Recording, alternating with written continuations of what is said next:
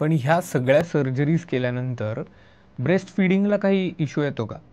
येतो ना.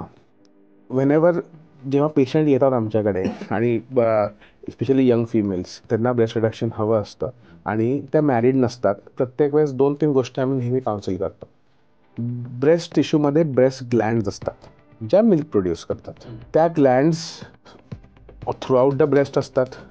आपण मोस्टली लॅटरल आणि खालचा भाग म्हणजे बाहेरचा आणि खालचा भाग जनरली रिड्यूस करतो.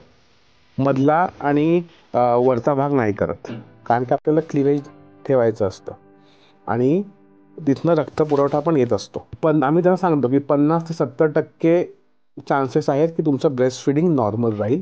30 ते 50% चान्सेस आहेत की तुमचं अफेक्ट होईल ब्रेस्ट फिडिंग. आता एवढे चांगले सबस्टिट्यूट्स आले आहेत ब्रेस्ट फिडिंग करता, सो हा जो वरी पार्ट आहे तो नसतो बरेच पेशंट्समध्ये. आम्ही निप्पल सेन्सिटिव्हिटी बाबतीमध्ये पण काउन्सिल करतो की बरेचदा आता तिकडे सगळ्या नर्व्स पण असतात ना आजूबाजूला, सो सेन्सेशन्स असणार आहेत का माझ्या ब्रेस्टला, हाही एक महत्त्वाचा मुद्दा आहे. सो त्यावेळेस सेन्सेशन्स सुरुवातीला थोडंसं सेन्सेशन्स एका काही पर्टिक्युलर भागामध्ये नसतील पण ग्रॅज्युअली ते रिगेन होतात over a period of few months.